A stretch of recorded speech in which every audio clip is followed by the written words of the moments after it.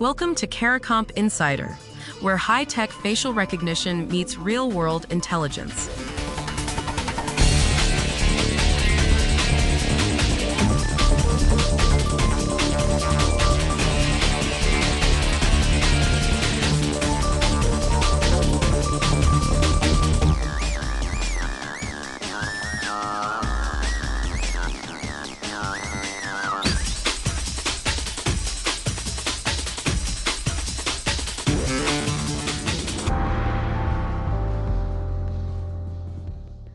A federal indictment unsealed charges against 14 people accused of stealing $47 million from more than 1,200 victims. Most of those victims were Americans over 65. The weapon wasn't a gun or a forged check. It was AI-generated voices and video, deepfakes, used to impersonate bank officers and government officials. If you've ever picked up the phone and heard someone who sounded exactly like your bank, this story is about you. If you've ever verified a caller's identity just by recognizing their voice, this story is about you too. According to industry tracking, 1 in 4 Americans has already received a deepfake voice call. Not a robocall. A call where a cloned human voice said something designed to sound personal and urgent.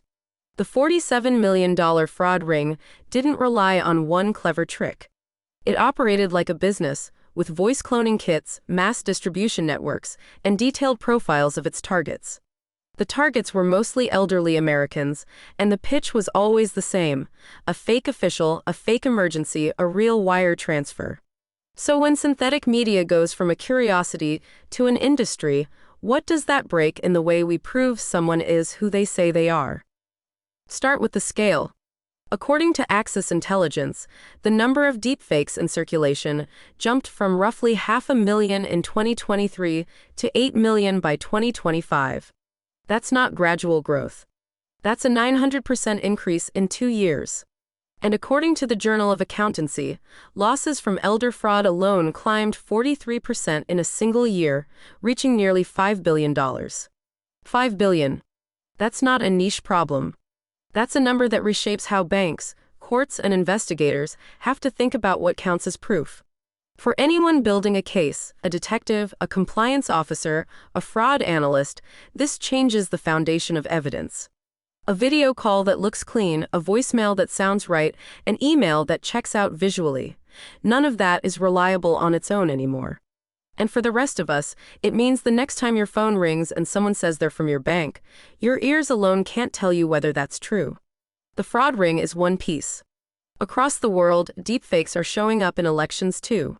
During India's Assam state election, according to Muslim Network TV, 158 confirmed AI-generated posts flooded social media. 31 of those were full deepfake videos targeting candidates. Together, they racked up nearly 1.4 million views. One video showed the chief minister saying things he never said, and it went viral before anyone could flag it. Election observers couldn't catch it by looking at the video quality. The fakes were too polished.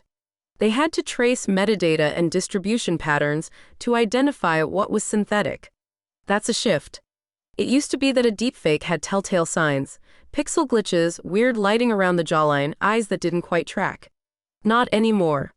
AI-generated voices have crossed what researchers call the indistinguishable threshold. That means, in controlled tests, people can no longer reliably tell a clone voice from a real one. Major retailers now report receiving more than 1,000 AI-generated scam calls every single day. 1,000. Per retailer. Per day. For investigators, that volume makes detection a losing game if it's your only strategy. For a parent or a grandparent who gets a panicked call from someone who sounds exactly like their child, the emotional pressure to act is enormous, and the fake is flawless. Meanwhile, regulation is trying to catch up, and falling short.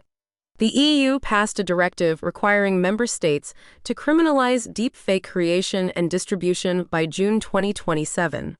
But according to EU Observer, most EU countries don't have clear criminal provisions on the books right now. That's a 2-year gap between the mandate and the law.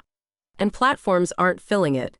Meta publicly pledged to block manipulative AI-generated content from spreading during elections. The Assam deepfakes spread anyway, through social media and messaging apps right past those safeguards. So what actually works? The shift that investigators and fraud teams are making right now is fundamental. Instead of asking, is this media real? They're asking, can I verify this person's identity through something other than the media itself? Transaction logs, device geolocation, phone records, independent facial comparison against a verified reference. The chain of custody now matters more than the technical quality of the fake. A bank can no longer accept a video call from someone claiming to be a fraud prevention officer without a second independent channel confirming that person's identity. And for courts, if you can't prove who actually made the call or sent the video through independent data, the evidence doesn't hold. The instinct most people have is to build a better deepfake detector. But detection is a moving target. Every detector trains the next generation of fakes to be harder to catch. The more durable move is the opposite. Stop trusting the media entirely and verify the identity behind it through independent means. That's not paranoia. That's the standard that holds up when a case goes to discovery. So, deepfakes aren't just a tech trick anymore.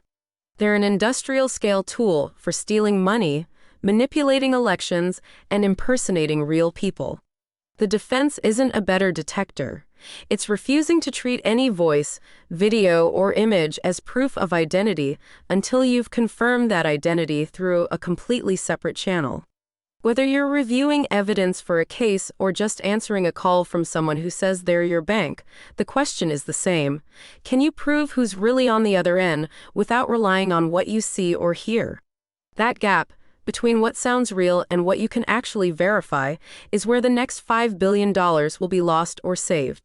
The full story's in the description if you want the deep dive. Now you know something most people in this industry don't. Use it.